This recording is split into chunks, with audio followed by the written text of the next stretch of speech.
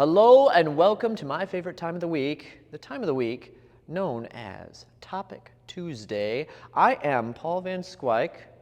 I'm the guy who runs this channel, Taekwondo Guide. And the concept here is simple. People leave me comments about what they want to talk about, and we talk about the stuff. Hey, if you want in on it, you don't have to be an elite member of Taekwondo Guide. All you have to do is leave a comment down below, and we'll have a conversation. I want to start out this week's Topic Tuesday talking about last week's Topic Tuesday. I was discussing how some subjects they're just incredibly nuanced, and it's hard to break through with someone who's too new to the discussion or who's been primed to understand it in a certain way where what you're saying is just not going to make sense to them.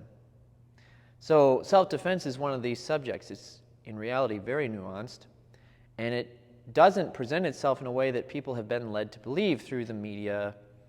They've been conditioned, primed to view it a certain way their entire life, and when you try to break out of that narrative format, they don't understand what you're saying. You sound crazy to them, you get labeled crazy by them, and they lose respect for you, frankly.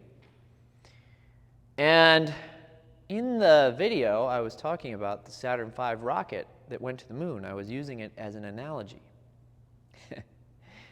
And someone left a comment, I think they were serious, and they said, "You think we went to the moon? The Earth is flat, ha ha." Which they may have been joking, but a lot of people actually do believe that. And so I thought about that. I thought, wow, that is the perfect comparison. That is what I have now termed the flat Earth problem. Now, let's just entertain for a second. Let's entertain the idea that the Earth is flat. Let's pretend that we know for sure that it is flat. A lot of you won't be able to do that. You'll get too upset even trying to entertain it. But just pretend for a moment that you know for sure that the Earth is flat. If you told someone about it, they would think you're absolutely crazy. And there's nothing you could tell them that would convince them. I'll give you an example. If you spend time listening to flat earthers, and you listen to some of the arguments or experiments they tell you to do, one of them is to go to the ocean or a great lake, a large body of water where the sky and the water connect on the horizon, and use like a pair of binoculars or a telescope and look out and see if you can spot ships that are a certain distance away. You can look at like GPS coordinates and actually map the distance, or like in the case of Lake Michigan, you could in theory look and see the Chicago skyline. I've heard of people doing this. Maybe it's impossible, but I've heard of people doing this. Now, if you use the calculation that takes into account the curvature of the Earth, what they say is you shouldn't be able to see these things. And so this is a tangible experiment that anyone can do, where you go out and you see for yourself that there's no curve there. Now, if you tell someone to do that, they may do it and go, "Oh, yeah, that's kind of strange. Shouldn't the curve block this from your view?" But if you really believe in a round Earth, you'll just come up with a reason as to why that's wrong. One of those reasons could be that it's a mirage, and this is the counter-argument that a globe earther will use, is that when you look out, you'll see, if you see something you're not supposed to, it's a mirage. Now, is this true? Is this false? I don't know. I am not a physicist. Like, I'd have to spend a lifetime actually doing experiments and understanding the science behind these things to really know for sure for myself, okay? Ultimately, if I say one thing or the other, it's because I believe it, not because I can prove it beyond a shadow of a doubt. That would require just far too much work on my behalf to be practical for something that actually makes no difference in my day-to-day. But the point is that because I'm primed, in this example, to believe that the Earth is round, no matter what this person demonstrates to me, I'll have a counter-argument. So no amount of facts, no amount of data is going to solve it. This is the flat earth problem. This person is just going to be crazy to me because I'm so deeply primed to believing the opposite of what they're saying. So this is what I did. I put out a poll, and I said, if you knew for certain that the earth was flat, would you, A, tell people about it, or B, keep your mouth shut? I had 160 people respond to this, of which 26% said they would tell people about it, and 74% said they would keep their mouth shut. For obvious reasons, right? Now, what's funny about this is there's a guy named Scott Adams. He does the Dilbert comics, and he has some fun observations about data. One of his running gags is that when people answer a poll, almost always, 25% will answer it incorrectly. Just kind of funny in this case, since about 25% said they would tell people about it. Now, how could you actually get someone to conclude that the earth is flat, assuming it actually was? The only way to do it would be if they convince themselves of it. They have to go through their own self-exploration journey. There's nothing you can say that will do it, for most people at least. So it's fascinating to me because there are many subjects in the martial arts, one being self-defense, one being the quality of modern sport Taekwondo sparring athletes that have the flat earth problem. People are so conditioned to believe a certain way, to believe a certain thing about that subject, that no matter what you do, you cannot crack and solve the problem. You can't crack through their barriers of defense. And so you're left with the challenge of how to communicate successfully. Real challenge. This is why I really think that a lot of the martial arts shifted into demonstration practice rather than something that's combative, because so many people understood that when you have a trained eye and you know what looks combative, nobody else really does. I'll give you an example. When I used to watch all the Star Wars movies, Star Wars A New Hope always had this really laughable lightsaber battle between Obi-Wan and Darth Vader. And like one of the coolest ones was the lightsaber battle in, is it Revenge of the Sith, the third prequel? I'm not a super fan, so I might get some information wrong, but I think that's right. And it's again a battle between Obi-Wan and Anakin or Vader. And that one has all this modern choreography, and it looks really cool, and I always thought that that was the better one. Well, some years later, after going through a lot of sword training, like through Aikido, which is a very direct form of sword training, the kind that I did, it's not a showy thing at all. I'm watching A New Hope, and I'm like, oh, that looks legit. That looks like mostly like real sword fighting. And it flipped for me. Like suddenly that one became my favorite lightsaber battle because it looked like what I understood to be more applicable. But nobody else gets that, and they'll laugh at that one. So it takes all this priming, all this training to be able to break through and see the truth of it. If you're talking about your martial arts techniques, people can't see what is really good and what looks good. They can't see the difference. So I think a lot of people shaped their martial arts just to look good, understanding that their students probably wouldn't need to use this stuff anyway. And that's why a lot of what we do became more about demonstration for your belt tests, for your public displays, all these types of things, than real application. Anyway, it's a conundrum. It's a challenging one to solve. I don't know if there's a clear answer to it. We all can take our different approaches. I think the key is that we try to steer people to the truth through whatever means we can. With that being the end goal, if the end goal is to help people, then you're going to capture different people different ways. So I don't think there's any harm in any particular method as long as your goal is to help people. All right. Fun conversation, though, to me. I mean, I think human perception is one of the most interesting things to talk about. But yeah, most of you wouldn't just try to come out and tell someone, which is what I so often have struggled with. I always am the guy, I'm always in the 26% who, if the earth was flat, I'd just be running around at the grocery store.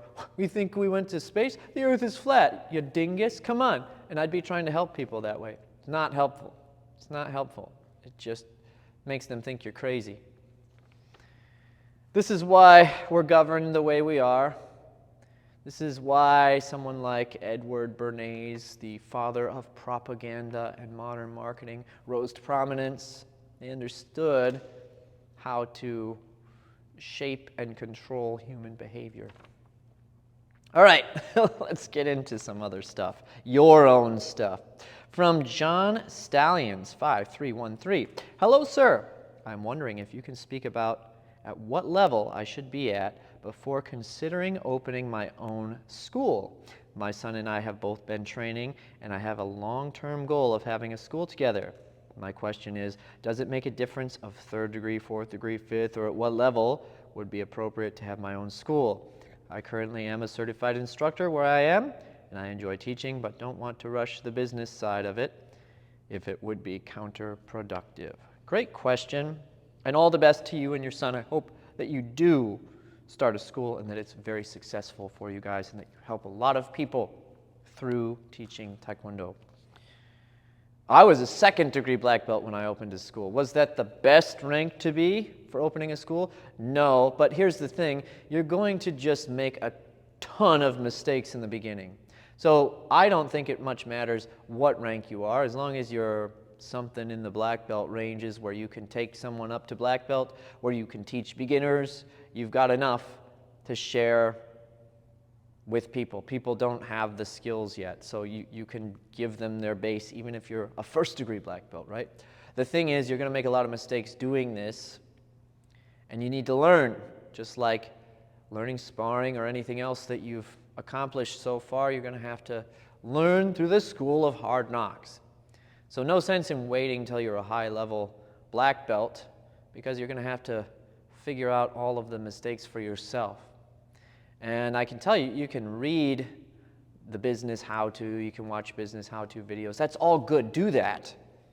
Learn as much as you can. But just like if I told you exactly how to spar, you can't learn it until you actually start sparring. And that's the same with business. You've got to get your hands dirty. So just go in there with the idea that you're going to goof up for a few years. Hey, that's part of it. And then as you learn the business side of things, the instructional side of things, as you're running the business, your rank's going to naturally go up anyway. That's what happened with me. I've developed just as much as I did before opening a school, after opening a school, if not more. I've ran a school longer than I haven't in my Taekwondo training timeline. So yeah, good luck to you guys, and I'd say get going. Make your mistakes now. From Just Akobarakai Fan 173. Is that some kind of anime? I don't know. Hello, Paul. I have a question for Topic Tuesday. I'm from Jordan, and I started Taekwondo for about 2 months. My question is, how to use blocks such as inner block or high block, especially because I feel confused and want to integrate what I have learned with real life. Secondly, today I have a white belt test. Could you please give me some tips or advice? I'll be grateful. I'm guessing you already had your test, so I hope it went well. So I'll give you thoughts for your next test, and then we'll address your question about blocks. I'd say for your test, celebrate your progress. Use it as a time of celebration. Look forward to displaying what you've learned so far. Don't view it as a set of judges tearing apart every little movement you're making. I promise you'll make a mistake. No one's ever had a perfect performance in the history of humans because we are inherently flawed. So if you try to go in with these kinds of expectations of yourself, I promise you will disappoint yourself. You will never have a perfect performance. So instead, enjoy your performance. Make it a perfect performance of the soul. And what I mean by that is that you're presenting your passion for what you've learned. And even if you make a mistake on the technique, which is inherent to what you're doing, the positivity that will be exhibited through your performance will be impressive to behold. That's what I mean. Just make it a performance that you feel proud of because you're proud of what you learned. See if that helps. And of course, prepare, study what you're supposed to, all that stuff that everybody already knows. The first part of the question, how do I use blocks such as inner block or high block, especially in real life? Well, the best way to use those blocks are in your pumse. Make them look pretty. Do them correctly. Maybe you'll win a gold medal. Now, if you're asking about how to use them from a self-defense standpoint,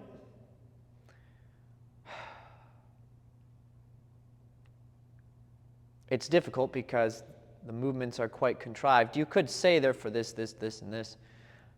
But the truth is you'll figure out what works good for you by drilling situational type of things.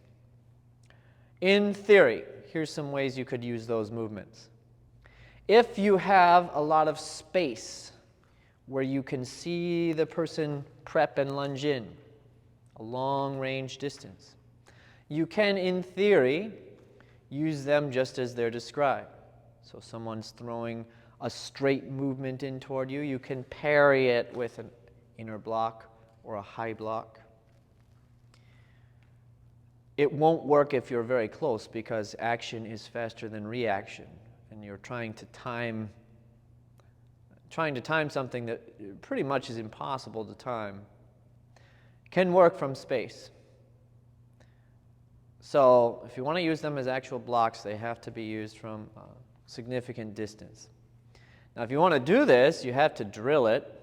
So the best way to do that would be have someone put on some gloves, stand far apart from them, tell them to lunge in any way they can, and try to punch. You could have them punch your chest so that you're not, hurting your face, and just see what starts happening.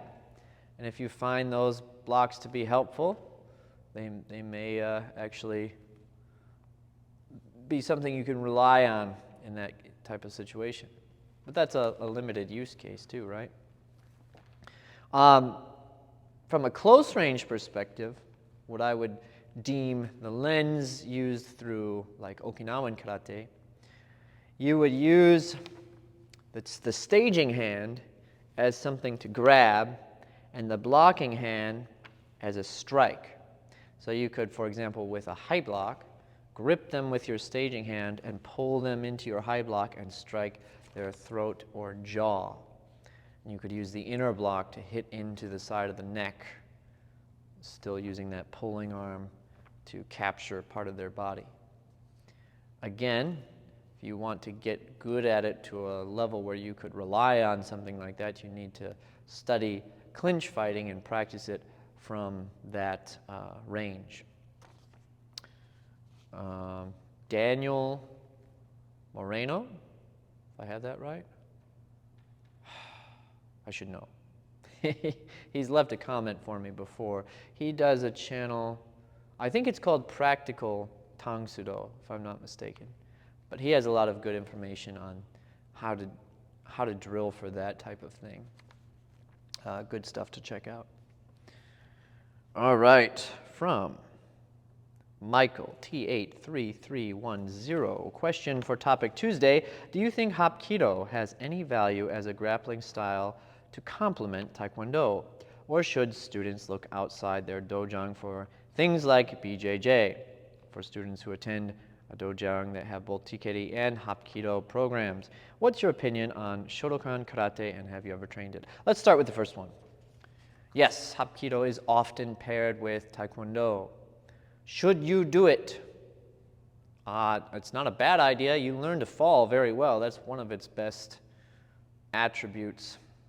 Most of the time, Hapkido is some kind of strange hodgepodge between Judo and Aikido. You're better to just go study Judo or Aikido. I think they're usually more structured programs that give you better tactics and strategies for the techniques that we're talking about. But it's certainly better than nothing. If you have an interest in that stuff, it can help you get your foot in the door too.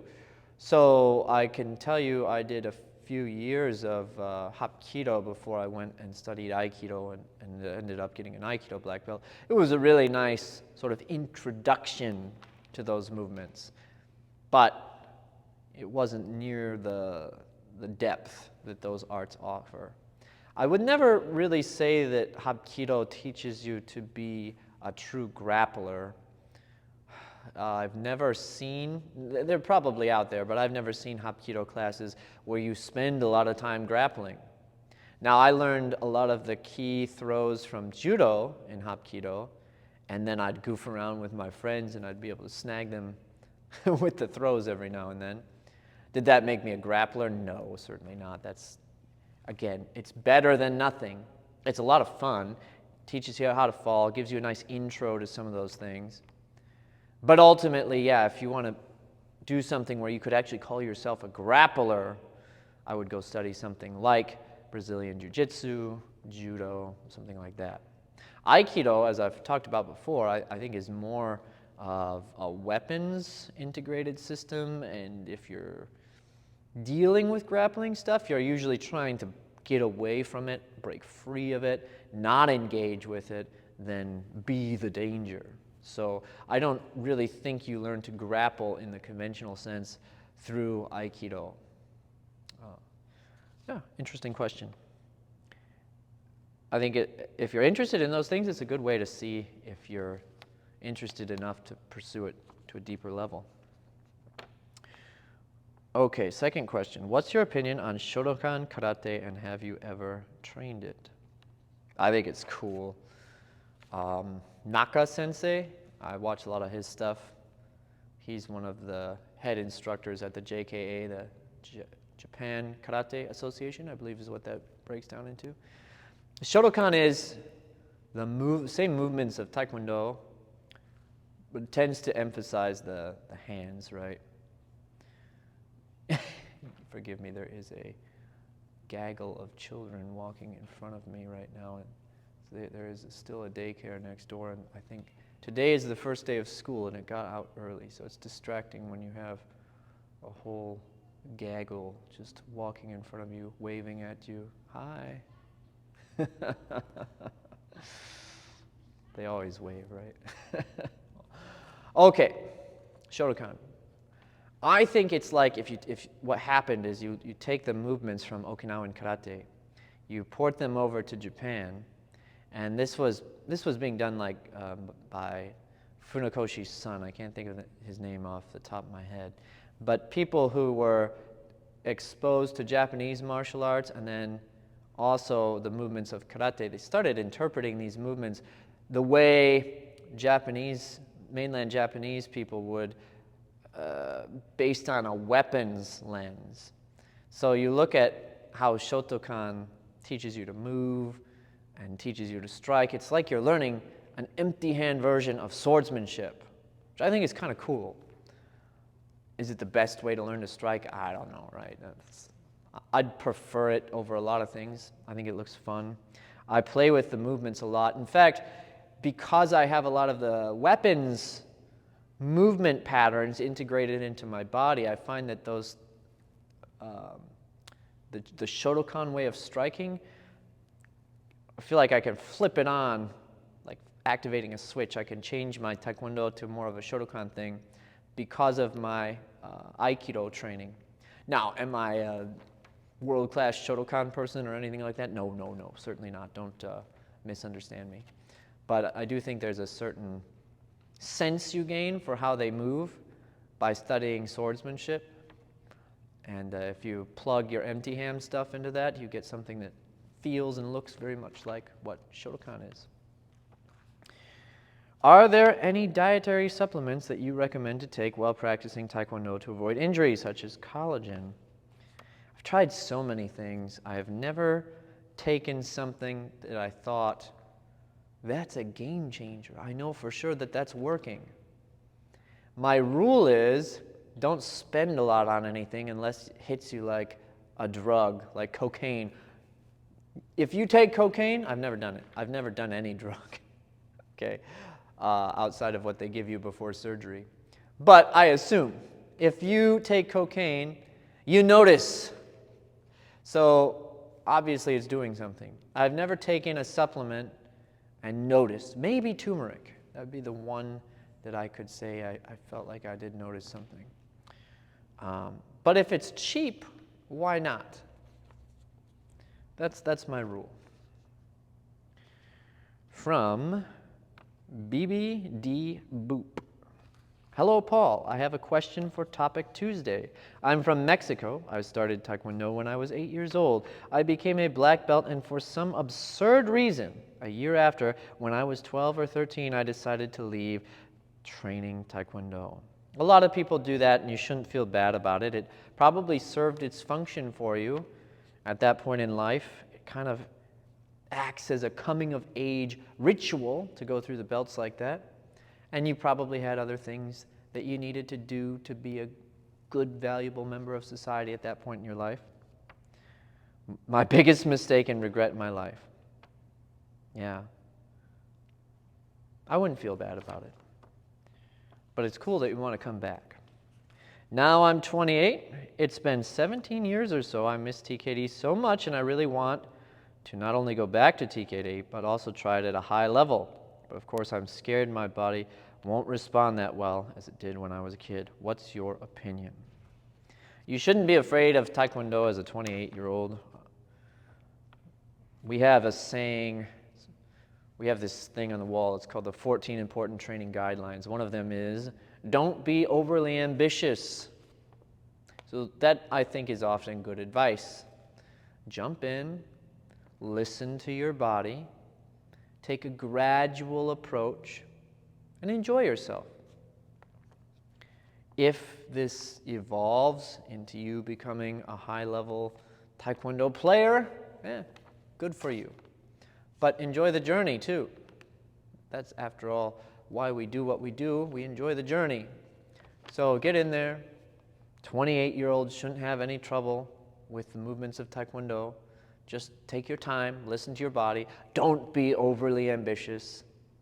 And don't let the idea that you were a black belt, or are a black belt, however you want to think about it, become a hindrance. Like, don't feel like you should know all these things already that maybe you've forgotten, or that your body should be so flexible. You're kind of starting over after 17 years. I'm sure some of the coordination is still there, but there's a lot of stuff that's changed, obviously. So don't act like people expect you to be the black belt you were 17 years ago. And of course, your body will respond differently than when you were a kid. Some of it is good, some of it isn't as good. But at 28 years old, you should have no trouble. Just listen. Don't be overly ambitious. Oh, the final part. What advice could you give me? Thank you very much. I really enjoy your videos. That's all I have on that one. Good luck to you. I hope you do start up your Taekwondo training again. A lot of people do that, by the way. In fact, let me tell you something. The number of people I have come back in their 40s, 50s, and 60s after they trained as a kid is pretty good size. So you got nothing to worry about at 28. Okay, from Kesha, TKD, NP. I have a question for Topic Tuesday. In sparring, I feel like I hold back ever since I accidentally hurt one of my peers. How do I get past that and fight to my full potential again? I'm not an aggressive fighter, but as a black belt, I want to get better. But if I'm afraid to do headshots or practice back kicks, how will I get better? Help. That's a tough one. I don't know if what I say here will be helpful at all, but let me give you a few thoughts. The first one is, how would you feel if someone did those things to you? I'm sure you wouldn't hold it against them. You'd probably blame yourself for getting hit. You know it comes with the territory. You know accidents happen if you spar. It's impossible to spar forever without getting hit a little bit too hard here and there. So if someone did it to you and they were genuinely sorry about it, I'm sure you wouldn't think twice about that. Second thing is, if you're equally matched with someone or the person is even a higher level than you, it's a disservice to not try to push them. They're going to, if they're willingly engaging in sparring, they're going to get hit by other people. So they need you to hit at them so that they can learn to deal with it. If they never experience pressure, and then the first time they experience it is in competition, that's bad. You want them to learn to navigate these things in class as much as possible. And the more people that someone has in class that can really sharpen them, the better. So be a good partner. Challenge your partner. If it's appropriate, you should really go hard on them so that they can build the skills they need to do well in sparring. Again, if you don't, it's a disservice to them. That's what they need you for.